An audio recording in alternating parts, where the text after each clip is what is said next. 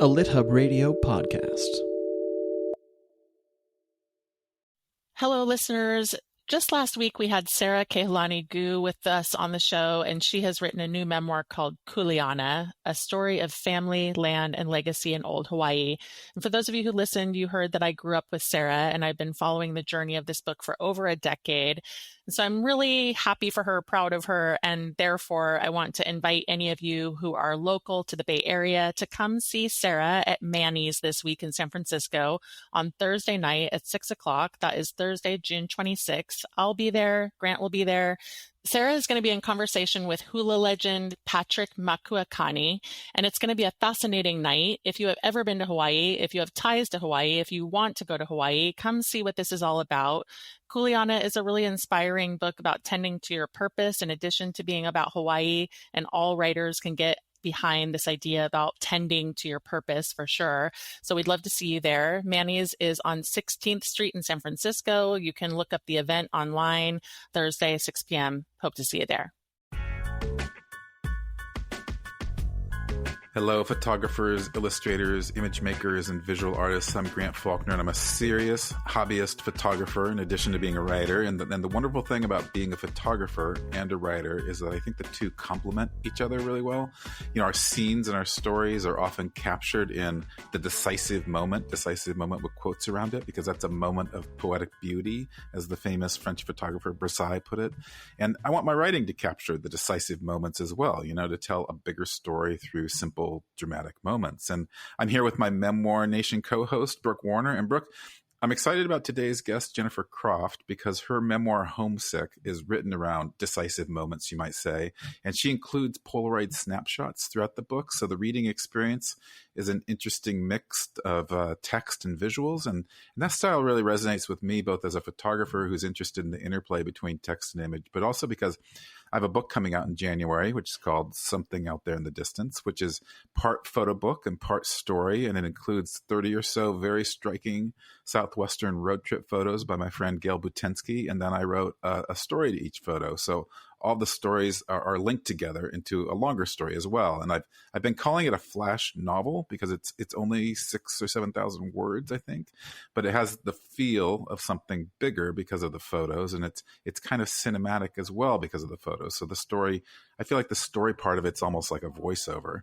And so I'm curious what your relationship to photography is, because everyone is essentially a photographer these days, since we have cameras in our phones that are actually better than most of the cameras legendary photographers of yore had access to. And then many of us are constantly posting those photos and showing them off on social media. Yeah, you know, I was really into photography when I was younger. I actually took photography as a subject in high school, like the real deal with the dark room and all that. And then I was commissioner of photography for 2 years, which was actually a formal position on the yearbook staff. I know, I was like a big deal.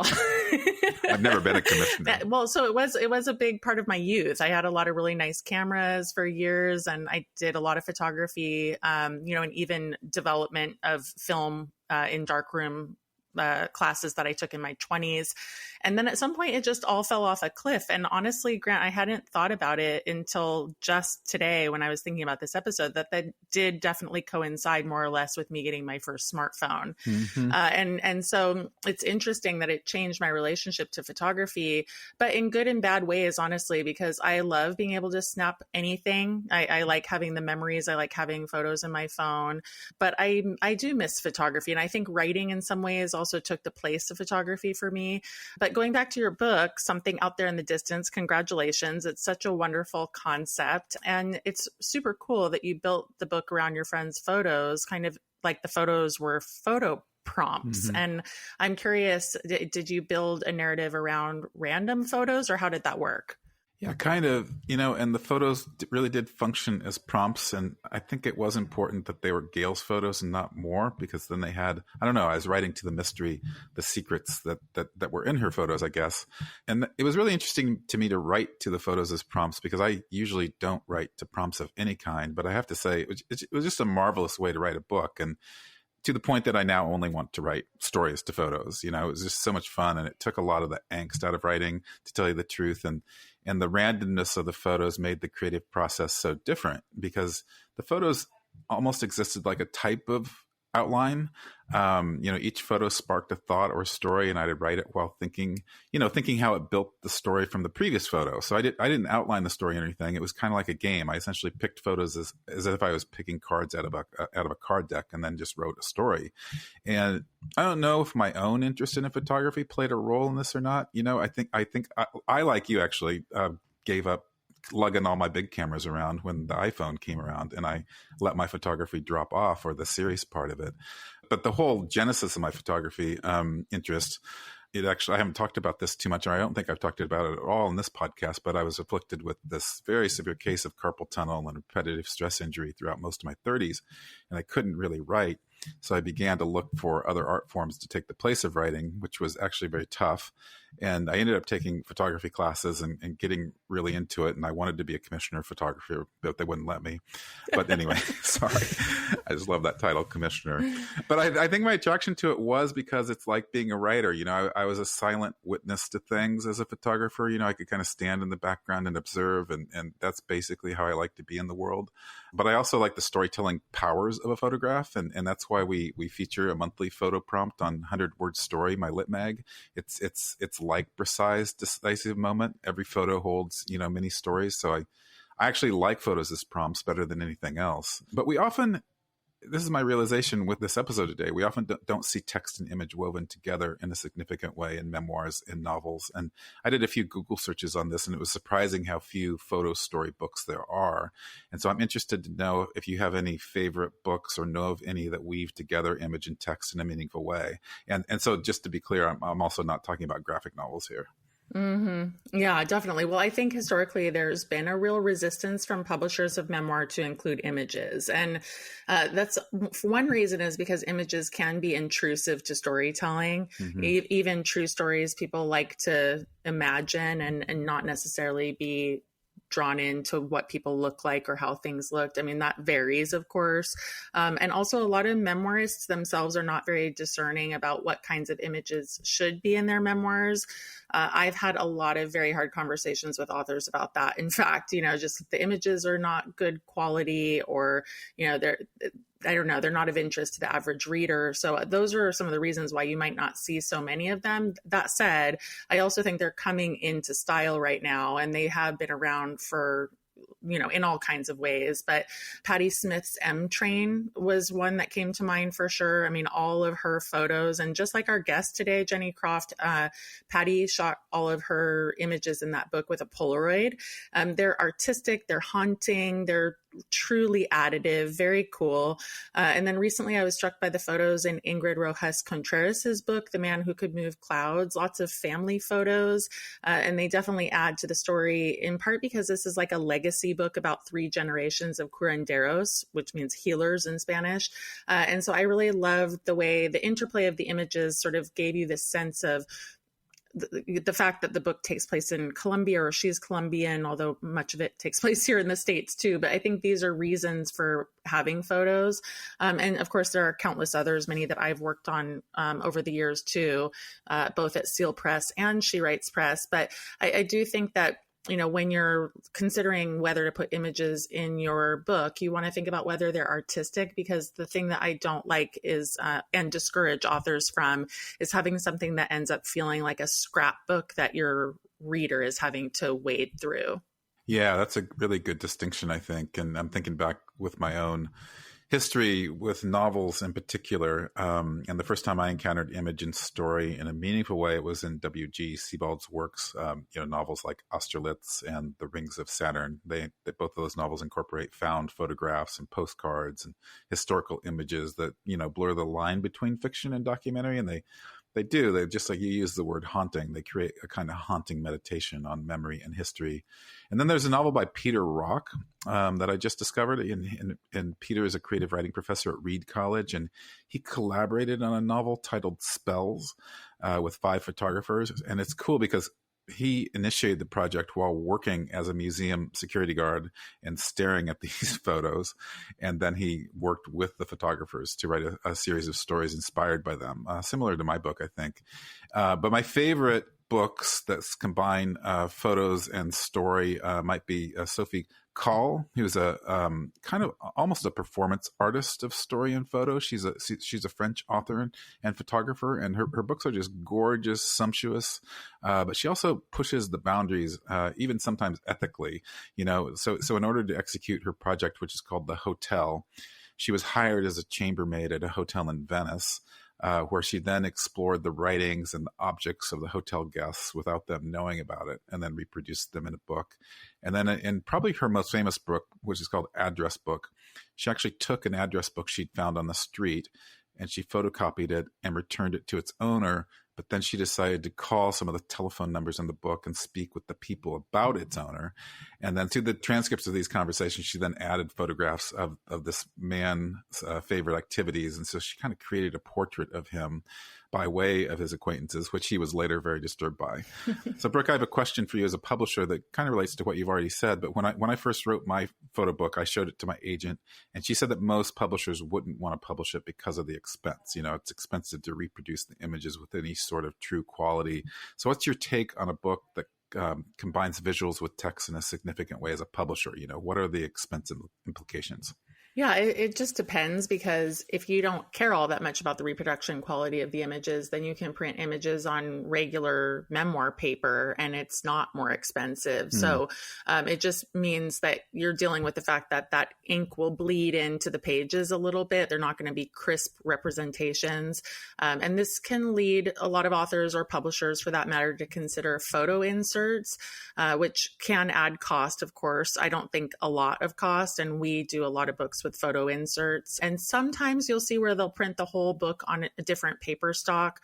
It depends on the book. If you are doing something very artistic that merits that, then, by all means, people might pay more for it, and then you could make the price point slightly higher. But when you start getting into inserts and glossy stock papers that reproduce images well, yes, it does get more expensive. And then beyond the printing costs, there can just be the cost of more complicated layouts, scanning the images, fixing the images, all of that stuff. So sometimes publishers, I think, come up with excuses to authors about why they don't want to, just because it's about expense and more time for them.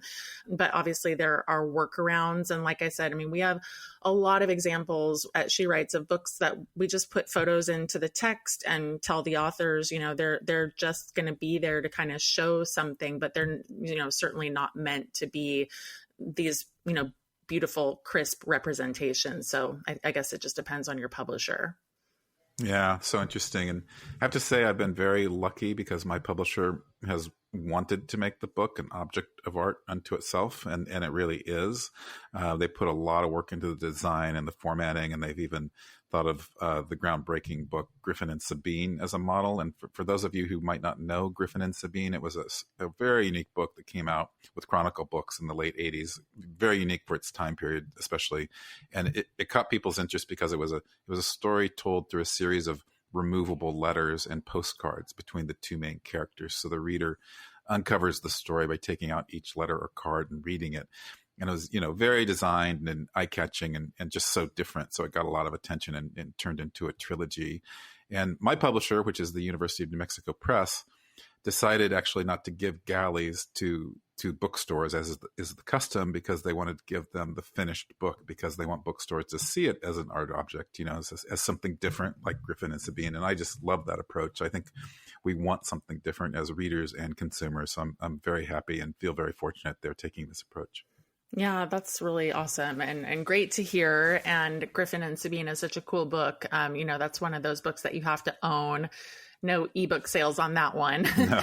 But I love it because it shows, like you said, the way that books can be works of art and how creative publishers can be with the tactile aspects of books and those creative layouts. And I'm really happy for you and your co-creator for something out there in the distance, because it sounds like this is going to be a beautiful and unique book. And I can't wait to hold a copy in my hands. So congratulations again. Thank you. Yeah, it's great. And that reminds me, Grant, that one of our listeners emailed me to ask if she could send me her book. And I loved that. And so it's prompting us to showcase a new feature at the end of the podcast. And so we're going to tell you listeners all about that after Jennifer's interview.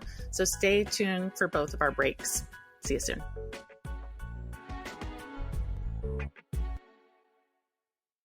Welcome back, everybody. I'm very excited to introduce Jennifer Croft, our featured author today. Jennifer won a 2022 Guggenheim Fellowship for her novel, The Extinction of Irena Rey, the 2020 William Saroyan International Prize for Writing for her illustrated memoir, Homesick, which we're really focusing on today, and then the 2018 International Booker Prize for her translation from Polish of Nobel laureate Olga Tokarczuk's Flights. And Tokarczuk won the 2018 Nobel Prize in Literature. And in 2023, Jennifer received an American Academy of Arts and Letters Award in Literature. So well awarded.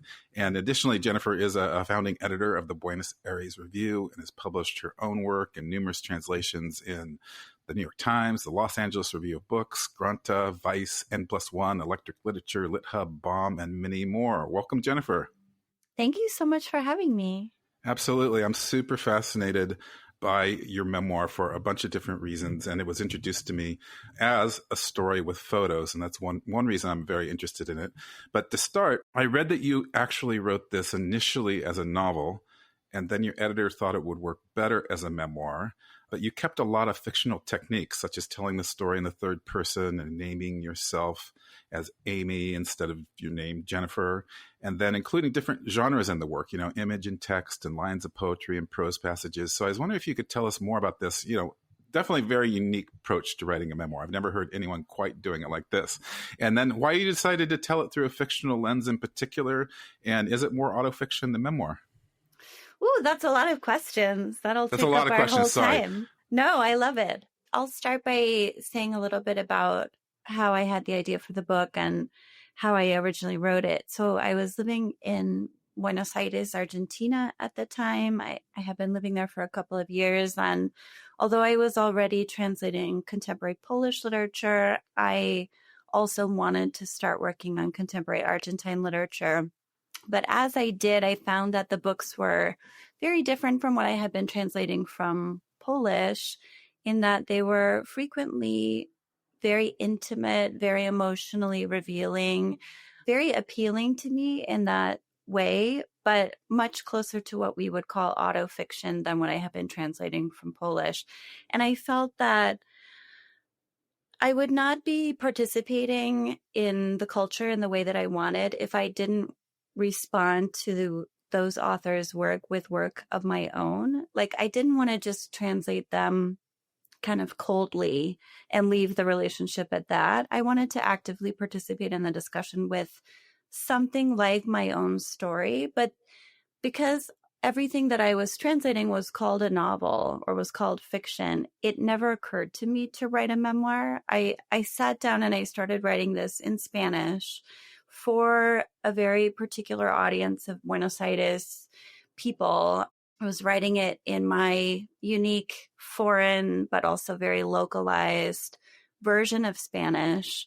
And I probably chose to write about my childhood because it sort of forced me to simplify everything that was going to happen in the book from the perspective of, at least, especially in the beginning, we have like very simple sentences that I could actually complete in Spanish as opposed to very complex ruminations that were happening as I was writing my doctoral dissertation at the time in English, which I hated. So I also wanted to get away from that.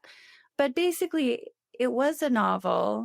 I wrote it in the third person. I had a whole structure that was based on the idea of photographs. At first, it didn't have any actual pictures in it, but each vignette in the book was supposed to act as a kind of textual Polaroid snapshot. So frozen, third person, Amy, the protagonist, might be looking at a picture of herself, but she's not actually inhabiting it fully. So she's seeing herself in the same way that she's seeing her sister, who's the other main character, Zoe. And then when I sold the book to Unnamed Press in LA, the editor wanted it to be a memoir, but she also, which I wasn't sure about, but then she told me that I didn't have to change anything in the book. So I thought, okay, I like the sound of that. And that's what happened. But I do think that it threw people off that the characters' names were different. And some details are not factually accurate, but there's nothing that doesn't adhere to the spirit of the truth. For example, the girl's father moves to Minnesota or gets a job in Minnesota. And what actually happened was that my father got my mother a job in Iowa. But like, I guess, what does that change? I made it Minnesota because that gave some unity to the earlier travels in the book where the girls are going up to the Mayo Clinic in Rochester, Minnesota for Zoe's brain surgery. So things like that where because I thought I was writing a novel, I tried to make it a little bit more harmonious, also in keeping with kind of the spirit of Amy's psychology, which is and isn't my psychology. There are just a few things that are not totally true, but I did grow up in Tulsa, Oklahoma. My sister does still have brain cancer. All of the, main points are there. I'm so fascinated that your editor wanted to put it into the genre of memoir. I'm really curious about that choice. And was it just because she thought it would sell better if it were memoir as opposed to fiction, do you think? Yeah, I think so. I think she thought it would be more confusing to call it a novel. I think also once I introduced the photographs, and there are some photographs of me and my sister as children, once I introduced those, it did become a little bit harder for people to kind of understand what genre it was. So if it were fictional, why did it have actual photographs of me in it, I guess was part of the question. Well, Jennifer, I discovered your memoir. As I mentioned, a friend of mine mentioned it to me because, she's writing her memoir with a lot of visual elements. And I have this, what I'm calling a flash novel that's coming out. A friend of mine gave me about 30 or 35 of her photos, and I wrote little stories to each one of them, and they're all linked. And so I'm very interested in books that use photographs, and they're so very few, and I think you use them in such interesting ways. So I'm curious about two things. I'm going to ask one of these big questions again. How you decided to incorporate photos into the story, and just it was so interesting to me how you introduced the idea of photographs as a secret early on, and defining powerful photographs as ones that, withhold some level of information. I forget what famous photographer said, but she said something like every photograph holds a secret. And so there was a certain sort of secret keeping with the photos in the book. So I was wondering if you could talk about that and show you how that influence and your relationship with the reader maybe changed with the photos. Yeah, I would love to talk about that. And I happen to have the book here because I'm working on a paperback where I'm doing all black and white. So I'm changing the larger photos, which are currently in color. So the quote is from Diane Arbus, and it says, a picture is a secret about a secret. The more it tells, the less you know. So yeah, I think my relationship with photography is very complicated. In the book, Amy obsessively photographs her environment, and particularly her sister, as a way of trying to gain control over her life and her surroundings, especially when Zoe gets sick. And so Amy takes a lot of portraits of her and kind of continues to obsessively document in photographs everything that she is doing, even after the sisters separate, when Amy goes to college and then starts traveling abroad. But I really wanted to challenge the trustworthiness of both photographs and language in this book. But with language, it's more playful. It's like, let's celebrate the fact that every word can mean a million different things, and every word has such a storied past where it went through all these transformations in terms of its sound evolving, in terms of its meaning evolving. So photographs seem like they are depicting a full person or a full scene, but what Amy kind of comes to realize is that is never going to be enough of the truth for her and enough of a relationship with her. It's very one-sided, obviously. It's a recording of a gaze more than it is of a person. So it's part of the theme, of course. And then I decided to include actual photographs when my wonderful agent, Katie Grimm, suggested that could be a helpful complicating feature in the English version, because in the Spanish version, my language sounds strange. And so from the first sentence, the reader might be wondering, like, how does this character get from Tulsa, Oklahoma to Buenos Aires? Because it's clear that trajectory occurs just based on the words that she's using and the phrasing that she's using. But in English, there couldn't be anything like that. So I went with a more or less reverse chronology in the photographs and a straightforward chronology that was always that way in the prose. Well, I'm curious, Jenny, you this narrative style, has just textures and complexity to it. And there's a drifting timelessness to it too. It's not particularly plot driven, but every chapter is imagistic. And so it feels like it has that kind of containment, and there's a lot of white space around the text.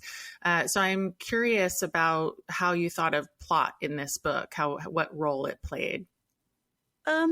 Well, I think to me it does have a very definite plot, and it just takes place in a series of scenes. But I think that everything is sort of driving towards a climax of Amy feeling so guilty that she was healthy and her little sister was sick that she makes herself very, very ill, or she becomes very, very ill. So I think my idea was to just kind of gradually increase the complexity as the sisters get older and can kind of wrap their minds around more, and then also really escalate the tension until we get to that point. And then, of course, there's like a big release when Amy is finally free of that guilt, at least to some extent, enough to start leaving and exploring new languages and new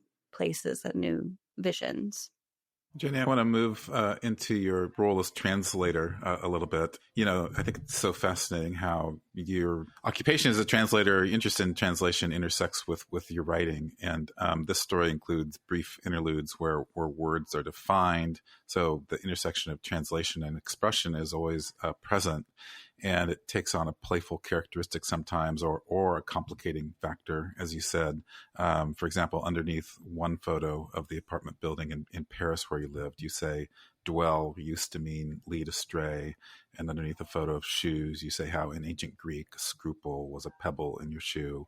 And so I'm curious, how did your frame of translation influence the book, and how does it influence your writing in general? I think it impacted this book in larger and smaller ways, smaller in the sense of like line to line. So I think from my experience of translating Slavic languages, I gained a real appreciation for the power of word order or syntax. And I tried to incorporate just an ever so slightly foreign, in quotation marks, word order into the book, even though I did also want it to be very clear and kind of accessible.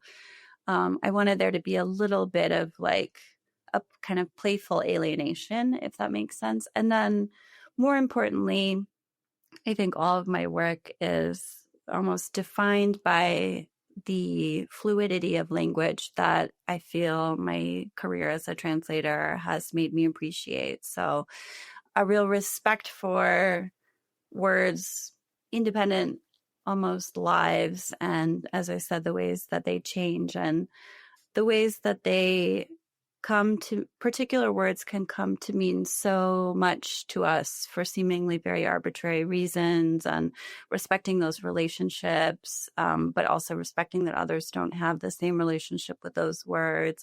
Just thinking about words in all their particularity and understanding that they're in a constant and very beautiful flux between languages, in the same language, etc. So, one of my favorite lines in the book is this one that says, even the simplest words keep secrets. The more you take a word for granted, the less it tells. It's so beautiful. And I see this speaking to a larger theme in your book, which is the way that photography makes us pay attention to things. And you mentioned this idea that Amy is kind of obsessed with Zoe when she starts taking photos, and she only takes photos of Zoe. And this is such an interesting characterization for an older sister to be so attuned and interested in this way with her younger sister. And so can you share a little bit more about this? And do you find that when you're translating or taking photos that you're also working to translate secrets? Yeah, I mean, I'm not sure if I'm working to capture or reveal or translate secrets, but I am always trying. I do think that photography and translation portrait photography and translation have something in common in the sense of really striving to earn the subject's trust. So in looking through some of my photographs for this new paperback edition, my favorite pictures, which don't really fit into this book, but maybe we'll go into something else, but my favorite photographs are always the very intimate portraits of people who trust me enough to actually just be themselves in front of a camera, which, like, I'm notoriously terrible at smiling on command, and so many of us are. So I really love, like, that kind of preservation of a person's spirit or the spirit of a text in the case of a translation. But I think, that the caption that you mentioned is, of course, a reference to the Diane Arbus quote. And in this case, really just highlighting how different our relationship to words could be, how we could respect them more, how we could, instead of just pretending that language is a transparent medium, actually also see, obviously this is impractical for daily interactions. Like if you need to tell, in my case, my 3-year-old twins to put down the breakable object, I'm not going to be reflecting on every single word that I'm using. But I think just every so often, it would definitely benefit us to not take language for granted. That's interesting. And in closing, I want to, I guess, go a little deeper with that. I want to keep pursuing this theme of, trying to unlock the secrets of words or think about the secrets that words hold. And one of your captions to a photo is, words owe their very existence to distance, although their deepest purpose is to overcome it. And this reminds me of one of my favorite writing quotes, which comes from Margaret Atwood. And she said, all writers feel struck by the limitations of language, all serious writers. And so I'm curious, do you feel like that as a translator and a writer, that our efforts are focused on that paradox of distance and closeness that you mentioned? And what does the distance of words mean to you as a writer? Well, it's funny that you mentioned that line, because that is sort of the whole point of my second memoir, or my first book that I actually am writing as a memoir, which is about postcards and being pregnant with aforementioned twins and wanting to communicate with them, which also implies a need for a distance. So a need to be liberated from the pregnancy, which I hated. And postcards also have in common with this book and with that quote, which is paired with an image, the idea that a text can either kind of correspond to an image. Like if you're saying, I'm having a great time in Omaha, Nebraska, and it's Omaha, Nebraska that's pictured on the front. Or, as I have found in many cases of the postcards that I've been looking at from the early 20th century, be completely separate. So I have a lot of postcards that are like, George died on Sunday, and the front is a happy Valentine's Day or something like that. So thinking about that relationship and those kinds of paradoxes, I guess, are just conflicts. And then the need to communicate with someone, to commune with them, but also in order to do that, you do have to be away from them. Because if in the most literal sense, you are united with a person, as I was when I was encasing these fetuses who are tormenting me from within, there's just like, you're experiencing everything together. There's no need to talk. Obviously, in this case, they're babies and they don't understand language, but you know what I mean. So that was very important to me. But I don't feel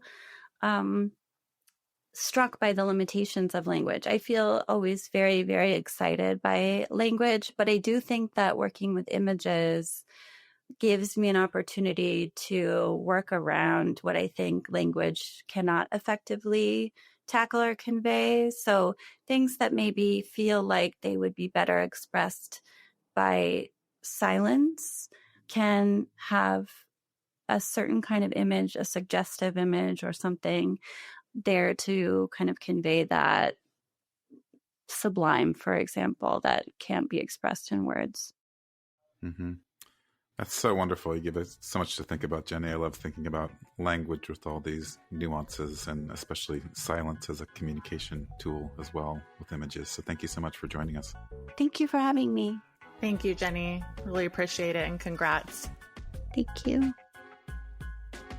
We'll be right back with today's Book Alley.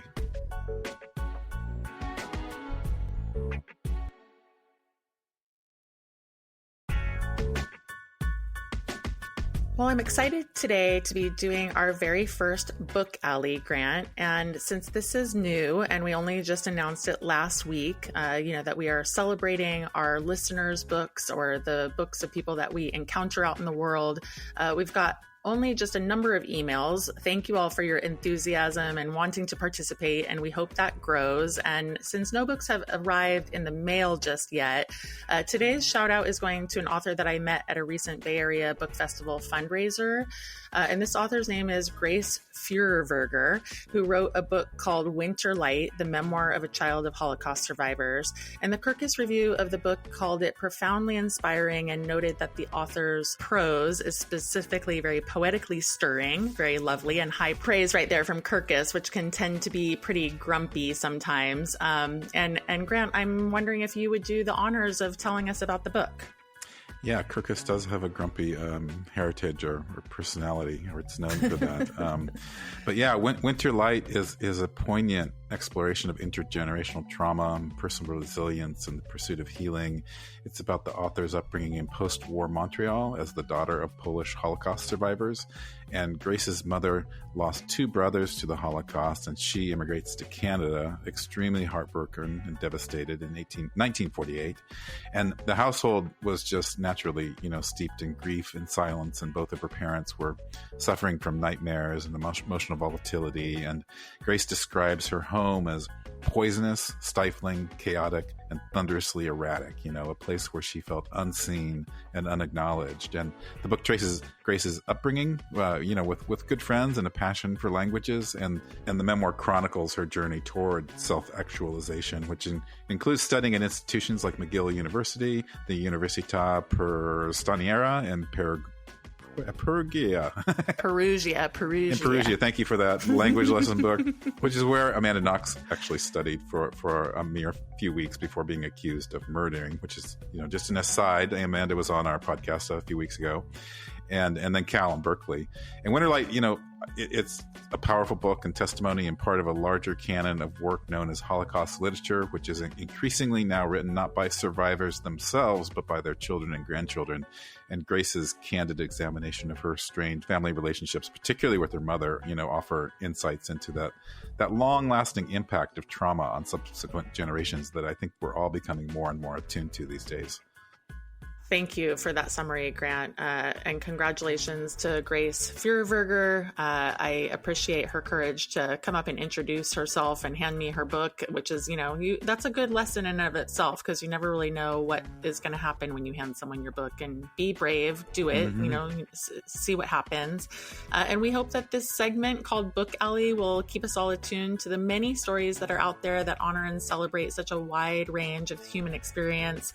And memoirists over at Memoir Nation, we have started our classes and our weekly accountability group, which is really just about showing up and writing, low pressure, but a way to make sure that you have a spot to write each week in community.